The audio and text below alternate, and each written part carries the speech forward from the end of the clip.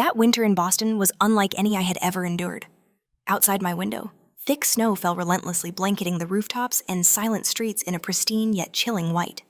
The sky mirrored the heaviness in my heart, a somber gray that seemed to press down on everything. I, Avery Hayes, 34 years old and 6 months pregnant, sat quietly by the window, my hands gently caressing my rounded belly. The warmth from the life stirring within me was a stark contrast to the frigid air, and it made my throat tighten with emotion. Becoming a mother, a dream I had cherished for so long, was finally coming true. Yet a nameless unease gnawed at me. "Sweetheart," I whispered, my voice barely audible, "I'm counting the days until I see you. You will be the light of my life." My words, so full of hope, seemed to dissolve into the icy air, swallowed by the howling wind outside. A long road to motherhood. Reaching this point had been a grueling journey marked by countless tear-filled nights. I was a financial analyst, a career many admired, but my deepest longing was never professional success. All I truly wanted was a home filled with the laughter of children.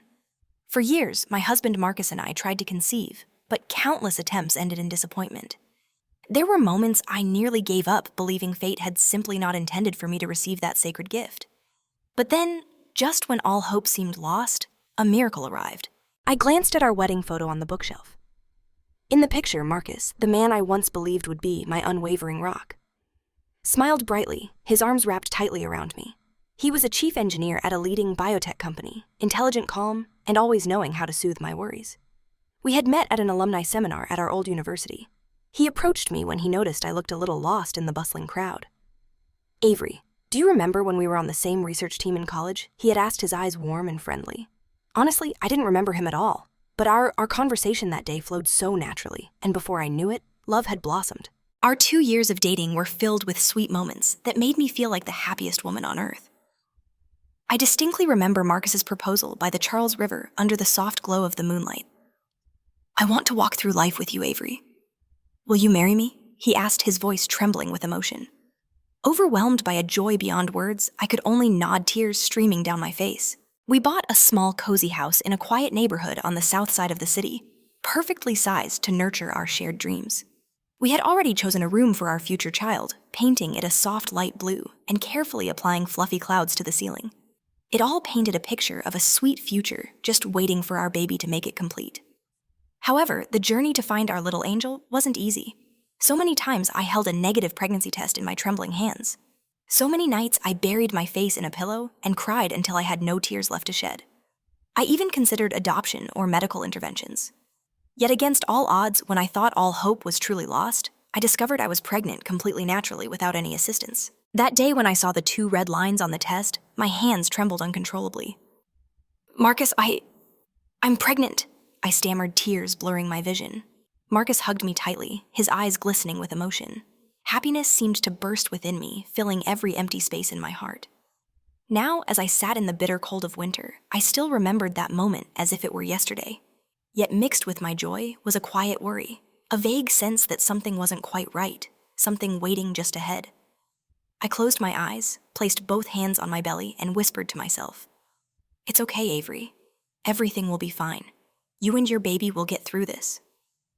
Outside, the snow continued to fall thickly, but inside me, a quiet flame of hope still burned. I still vividly remember the first time I met Marcus again, a moment that seemed accidental, but ultimately opened a new chapter in my life.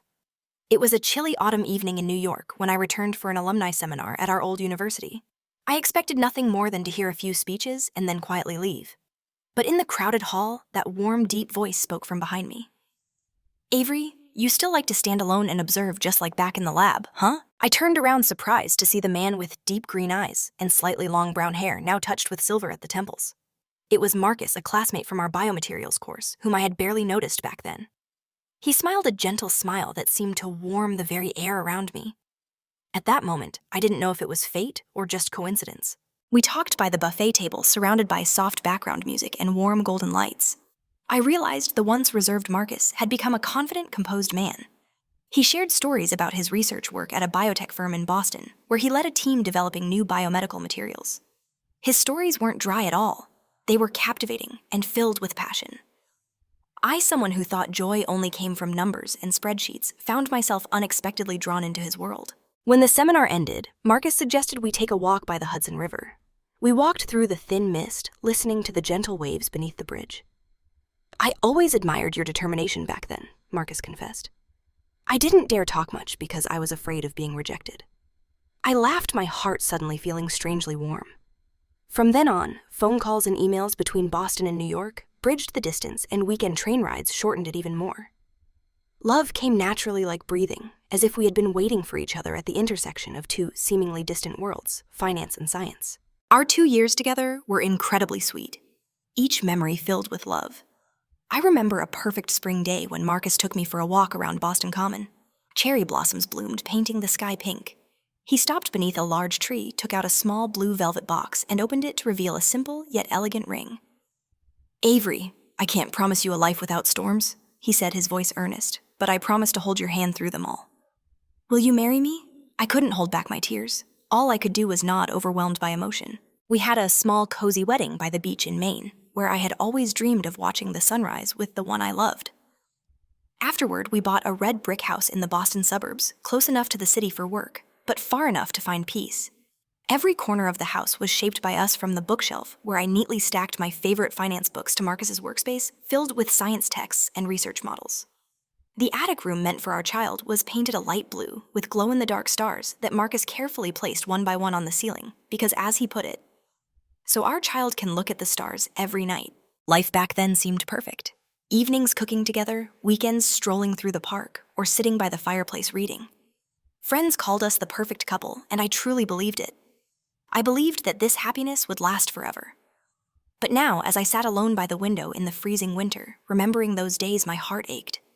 Some things that feel eternal turn out to be fleeting, like passing clouds. Perhaps it was because those memories were so beautiful that I didn't want to believe the unease quietly creeping into my heart. Outside, the snow kept falling, covering all traces, leaving only the sound of the wind howling at the window. And I knew beyond this peaceful frame, the real storm was silently approaching. A quiet shift. Still remember those early days when I found out I was pregnant. Marcus held me close and whispered in my ear, "You have no idea how happy I am, Avery." Every night he searched baby names online with me, talked about painting the nursery, picking out a crib. Some nights I'd wake in the middle of the night and see him at his desk, scribbling ideas for the baby's room, his face full of excitement. Back then, I believed life had given me everything I could ever want. But then, something began to change quietly, like the falling snow outside that covers familiar roads. From the middle of my 4th month of pregnancy, Marcus started coming home late more often. At first, he'd text, "I have meetings with partners." "Don't wait up for me, Avery." I reassured myself that he was genuinely busy, that his new work at the lab was pulling him into important projects. However, over time, his messages became shorter, colder. "Eat first tonight. I'll be home late." One night, I sat waiting at the dinner table, watching the candles burn low and the food grow cold. When the key finally turned in the lock, I forced a smile, but he barely glanced my way before hurrying upstairs, mumbling about a report he needed to finish. At my prenatal checkups, I desperately hoped Marcus would come along to hear the baby's heartbeat, to see our child on the ultrasound screen. But every time I asked, he'd excuse himself. "I'm sorry, I have a conference that day," or "I can't cancel a meeting with the board." At first, I accepted it, telling myself to be understanding. But slowly, loneliness crept in, and every time I stepped into the clinic, I felt a lump in my throat seeing other couples holding hands, their eyes shining with happiness. I didn't want to doubt the man I loved, but there were signs that weighed heavily on my heart. One night, Marcus left his phone on the kitchen counter when he stepped outside for an urgent call. The screen lit up with a message. "Thank you for last night's dinner. I can still see the look in your eyes." My heart felt crushed. I wanted to believe it was sent by mistake or from a close colleague, but those words, the intimacy in them, shattered all the excuses I tried to make. I watched Marcus through the window as he left the house that night. He said he was going to the office for documents, but instead of heading toward work, he turned the car toward downtown. A flood of thoughts I hadn't dared face came rushing in. I sank into a chair, my hands trembling, my eyes stinging. Was I losing the man I had placed all my trust in? A few days later, while tidying the living room, I found a restaurant receipt in Marcus's coat pocket. I picked it up, my eyes fixed on the words, "Maison du Rêve," a pricey French restaurant where we used to go when we first fell in love. The date and time matched the night he said he was working late.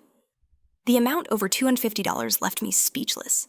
If it had been a meal with colleagues, why go somewhere so fancy, so romantic? I sat quietly by the window, clutching the crumpled receipt. Outside, the snow kept falling, covering the small garden where Marcus and I once dreamed of building our first snowman with our child. Everything around me suddenly felt unfamiliar.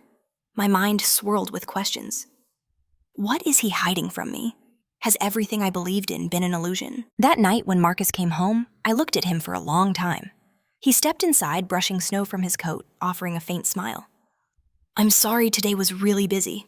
A slight motion was all I managed, my strength too gone for speech. As he walked away, his silhouette cast on the floor beneath the warm light felt heartbreakingly distant. And I knew the real storm was nearing, ready to sweep away the dream of happiness I had tried so hard to hold on to. After countless sleepless nights, my mornings grew heavier than ever. I woke with a dizziness so strong I had to grip the bed frame just to stand. My 6-month belly already made me tired, but this felt different. My head spun, my stomach knotted like I was newly pregnant again, even though I knew that phase should have passed long ago. Marcus seemed to notice my decline. Every morning, he made me herbal tea or decaf coffee, saying it would help me feel better. I read this is good for pregnant women. Try it, okay? His voice was warm, his eyes full of care. I forced a smile, swallowing the bitter drink, hoping it would help. But strangely, after each cup, the nausea worsened, and the dizziness came more often. I started losing weight. One foggy morning, I looked in the mirror, the bathroom light falling on my pale face. My cheeks had hollowed dark circles etched under my eyes, my long hair messy and clinging to sweat-soaked skin. I placed a hand on my belly, feeling the baby's weak movements. A deep unease gripped my heart. Something was wrong. My body was betraying me, or something else was quietly harming both me and my baby. Marcus kept bringing me coffee every morning. He watched as I took small sips, smiling gently. I just want you to feel better, Avery. I hate seeing you so tired. I knew by then I wasn't clear-headed enough to tell truth from falsehood. I kept telling myself, you're overthinking. Marcus loves you. He'd never harm you or the baby. But my body didn't listen. After each cup, I felt even more drained. One night, after violent nausea left me collapsed by the sink. For nearly an hour, I dragged myself back to bed. Marcus came in, his eyes filled with feigned worry. I think you should see a doctor. I'm really worried about you. I stared at him for a long time, torn inside. I wanted answers too, but deep down, a quiet voice whispered, don't just listen to his words. Watch what he does. The next morning, I tried to eat some plain porridge Marcus made, but my mouth tasted bitter. When he placed the coffee cup on the table, I gave a faint smile. I'm not drinking it today. The smell makes me want to throw up. He froze for a moment, then quickly recovered with a nod. I understand. Rest up. I have to get to the lab. I sat there long after he left, weighed down by 1,000 unspoken questions. By noon, I decided to go see the doctor on my own without telling Marcus. I took a cab to the familiar OB clinic. On the way, I felt so nauseous I had to close my eyes to steady myself. Every time I thought of the baby, I clenched my hand over my belly, praying that everything would be okay. At the clinic during the initial checkup, Dr. Eleanor Vance's face showed a hint of worry. Avery, I'm concerned about your rapid weight loss and your complexion. We need to run additional blood tests and an ultrasound today. I tilted my head gently, my mind racing with unease.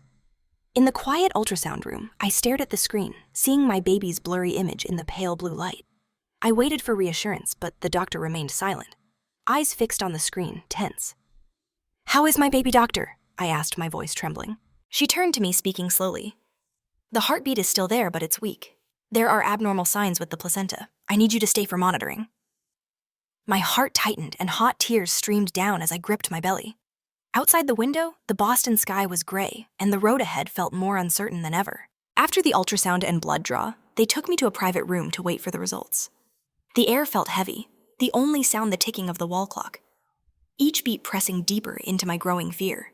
I looked down at my belly and whispered, Sweetheart, I'm here. I'll protect you. Before long, Dr. Vance, who had followed my pregnancy from the start, came in. The gentle face I knew now carried a serious expression she couldn't hide. She sat across from me, her voice low but clear. Avery, we've reviewed your blood work and ultrasound results. I need to have a serious talk with you. I tilted my head in response, the dampness of my palms betraying my tension. There's something wrong with my baby, isn't there, doctor? My voice shook. Dr. Vance sighed, her eyes full of concern. The weak heartbeat is something we need to monitor closely, but more seriously, we found a small amount of a foreign substance in your blood, a medication medically used to terminate pregnancies when necessary. My heart felt crushed. I shook my head over and over, refusing to believe what I'd heard. That's impossible. I haven't taken any medication. I've been so careful. I even avoided foods that aren't good during pregnancy. Dr. Vance gently placed her hand over mine, her voice softening. Avery, this substance couldn't appear in your body on its own. Either you ingested it unknowingly or someone gave it to you without your knowledge. Her words struck like lightning. I slumped back in my chair, my breathing quickening. In my mind, scattered images and details began to piece together into a horrifying picture. The cups of coffee Marcus brought me every morning, the way he watched as I sipped his refusals to come to appointments, the late nights, the restaurant receipts, the strange text messages. I clutched my belly. No, it can't be. Marcus loves me and our baby. He would never... But even before I finished, I heard the doubt in my own voice. A terrible truth was slowly drowning me. We've notified the hospital security team. I advise you not to return home right now, Avery. You and your baby need to stay safe until we can clarify everything. Dr. Vance's tone was firm but kind. Tears escaped my eyes, falling unchecked. I no longer knew if they came from heartbreak fear or shock at the nightmare unfolding. Doctor, does my baby still have a chance? I choked out. Yes, Avery. The heartbeat is still there, though weak. We'll do everything we can to support you and your baby.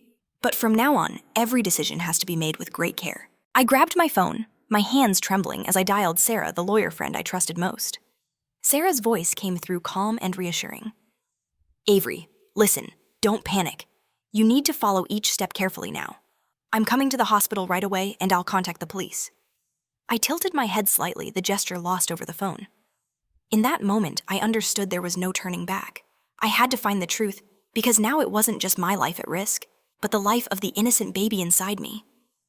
Outside the window, snow kept falling quietly, covering the road in front of the hospital in white. But inside me, a flame of fierce determination had been lit. I whispered through my sobs, I won't let anyone hurt you. Whoever it is, I'll protect you to the end.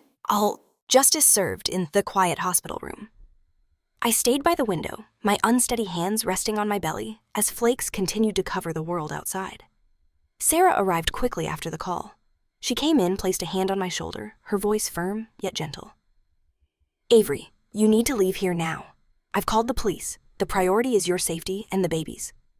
I'll take you to my place, okay? I looked at her and unable to stop the tears that fell unchecked. I had no strength left to ask or argue. I just knew I needed to be rescued from this nightmare. Sarah helped me up. Before we left, Dr. Vance reminded me, we've sent the blood sample to the authorities. They'll coordinate the investigation. Avery, stay in touch with us. And remember, don't go back to the house alone. Outside, the icy wind stung my face, clearing my mind a little. On the way to Sarah's apartment, my heart was in turmoil. Every memory, every tender look, every promise Marcus had made now felt false and empty. I couldn't bear to think that the man I had trusted and loved most could do something so cruel. When we reached Sarah's home, a cozy apartment on the edge of the city, I nearly collapsed onto the sofa. Sarah made me a warm cup of tea, sat beside me, and gently squeezed my hand. Everything will come to light. The police will protect you. That night, I got a call from Inspector David Miller, the officer handling the case. His voice was steady, decisive. We've received information from the hospital and the medical evidence. A team has been sent to your house to collect coffee samples, devices, anything related. We need your cooperation and do not contact the suspect until instructed. All I could do was softly reply, I understand. The next morning, the first message on my phone was from Marcus. Where did you go? I'm worried about you and the baby. Come home, Avery. I didn't respond. Sarah advised stay silent. Every call, every message could be evidence. The police had installed a tracker on my phone the night before. I handed everything over to them, reminding myself not to let my heart lead me astray. Just 2 days later, the police arrested Marcus at the lab where he worked. The news came from Inspector Miller. He denies everything, but we found traces of the miscarriage-inducing substance in the leftover coffee at home, along with some suspicious experimental files on his personal computer. We'll continue the questioning. I listened, my heart breaking. I had hoped there might be some mistake, that it was all a misunderstanding, but the truth only grew crueler. 3 days later, inside the police station's interrogation room, Marcus, the husband I once loved, finally bowed his head and confessed. He admitted to secretly mixing the substance into my coffee every morning because he didn't want this baby to be born. He had someone else, a coworker from his research team named Isabel, who was carrying the child he truly wanted. I heard his confession through the police transcript, feeling empty inside. Marcus once said he loved me, once held my hand and made vows before family and friends. But now to him, I and the baby I carried were nothing but a burden. At the final in-person meeting in the interrogation room, I looked at him, the man who had once been my whole world. He was no longer my Marcus. His hair was disheveled, his eyes vacant, his face gaunt. I asked, my voice hoarse, "Why didn't you just tell me? Why not choose to leave me instead of harming me and our baby?" Marcus gave a bitter, hollow laugh. "Because I was afraid of losing everything. You're the perfect wife everyone admires. If I divorced you, I'd lose my career, my reputation. But if you lost the baby, no one would blame me." I stared at him for a long time, then quietly turned away. Inside me, a door had slammed shut. A new beginning. Marcus's trial took place on a May morning, as the last cold winds of winter had just left Boston. I sat on the witness stand, gripping the small handkerchief Sarah had given me, my eyes fixed on the man who had been my husband, my once trusted safe harbor, now sitting with his head bowed, silently facing justice. Marcus looked worn, his once neatly combed hair in disarray, his eyes avoiding every gaze in the courtroom. The evidence collected by the police from the coffee samples containing the drug to the data from his computer was enough to convict. Marcus's defense attorney tried to blame work stress, a mental health crisis, but every excuse fell flat in the face of the bare truth. He had plotted to harm me and our baby, just to protect his image, his career, and his future with his lover. The judge read the sentence in a firm, unwavering voice. The defendant, Marcus Hayes, is sentenced to 15 years in prison for the intentional poisoning of his wife, endangering the life of the unborn child, with aggravating factors related to conspiracy and betrayal of family trust. The gavel came down, ending the trial. In that moment, I closed my eyes, feeling both relief and deep pain. It was over. A part of my life had truly closed. Marcus's career collapsed completely. The company fired him, and the research he had once been so proud of was pulled for review. His name appeared on headlines everywhere. Brilliant scientist brought down by plot to poison his own wife and child. Friends and colleagues who once praised him now turned their backs in contempt. I felt no satisfaction. I only felt sorrow for the man I once loved who chose such a dark path. 3 months after the trial, I went through a difficult labor at the hospital. In those hours, I thought I wouldn't have the strength. But then a faint cry filled the delivery room, lighting a spark of hope in me. My daughter, little Emma, was born small and fragile, her eyes barely open, as if not ready to face the world. The doctor brought her to me, her voice gentle. "She's very strong, Avery. There's still a lot we'll need to monitor, but she made it through." I looked at Emma, tears streaming down. Her little lips looked like mine, her jet black hair like Marcus's. I couldn't resent this child. She was innocent. Though doctors warned she might face developmental challenges to me, Emma was still a miracle, my strength to keep going. Those early days caring for her weren't easy. Emma cried often, had mild fevers, and needed frequent hospital visits. There were moments I thought I might break, but every time I saw her smile in a rare, peaceful moment, I found new strength. I knew from then on, she and I would walk a path filled with challenges, but also with endless love. Sarah was always by my side, my strongest support. She helped me arrange remote work, handled unfinished legal matters, and most importantly, gave me the confidence that I wasn't alone. One afternoon, holding Emma in my arms, I gazed out the window at the early summer sunlight falling over our small garden. I whispered to her, "You are my reason to be strong. No matter how rough life gets, I promise no one will ever hurt you again." In the soft light, I saw her peaceful face, and I knew that though the road ahead was long, I was ready to keep walking for her, for myself, and for a brighter future. Finding peace and purpose in San Diego. After those stormy months in Boston, I knew I couldn't stay among the painful memories any longer. When Emma turned 1, I decided to pack up and leave the house that had once held both happiness and tears. I moved to San Diego, a coastal city with year-round sunshine and streets lined with bougainvillea. I wanted my daughter to grow up in a clean, peaceful environment, and it was a place where I could start life over. Our new home sat on the outskirts of the city, just a few blocks from the beach. It wasn't large or fancy, but it was cozy with 2 bedrooms and a small garden filled with wild daisies. Every morning I opened the windows to let the sea breeze fill the room, listening to the waves as my heart felt a little lighter. Emma grew more slowly than other kids her age. She often got sick, and her walking and talking came later. But her bright eyes and sunny smile always chased away my worries. One time when I took Emma to a special needs center in the city, I met other parents in similar situations. We talked, shared our struggles, our fears, and our fragile hopes. From those meetings, an idea formed. Why not create a space where we could all grow stronger together? I started a support group for parents of special needs children called Seeds of Hope. At first, just a few families joined, but over time more came. We organized gatherings, invited experts to share knowledge and experience about care and education. In the beginning, I worried whether the group would last, but the smiles and thanks from other parents gave me strength. I no longer felt alone on this path. It was at one of these group meetings that I met David, a single father in his 40s, with sad but determined eyes. He brought his twin boys, both with speech delays. David shared that his wife had died in a car accident when the boys were just 2. Since then, he'd played both mom and dad, raising the boys on his own.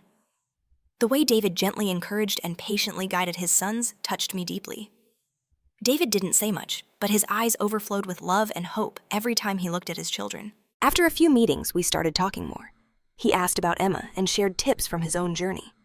For the first time in years, I felt my heart soften at the sound of a sincere voice, at the presence of someone who truly understood what I had been through. One afternoon, while Emma and I were at a nearby park, David and his sons ran into us.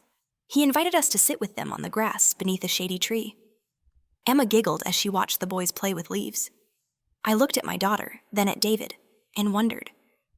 After all the storms, had I met someone who truly listened and understood? We made no promises, took no hurried steps, but in that sunset glow, with the sea breeze brushing past, I felt myself starting to open up to a new hope. Maybe the road ahead would still be full of challenges, but I wasn't afraid anymore, because beside me now were not just Emma, but friends and companions who shared and strengthened me. And I believed my daughter and I had truly begun a new chapter, a chapter of peace, resilience, and love. Looking back on the journey, I realized that every pain, every loss, only made me stronger in protecting my daughter. From a woman who thought she had fallen, I stood back up, building a new life with Emma, in a place full of sunshine and hope. Now every one of her smiles is my greatest encouragement, reminding me that true love isn't made of empty promises, but of steadfastness, compassion, and companionship. The road ahead is still long, but I'm ready to keep going with faith and a peaceful heart. What do you think about my story and my journey to protect my little girl? Please share your thoughts in the comments below. Don't forget to follow the channel for more touching and inspiring stories about life and resilience.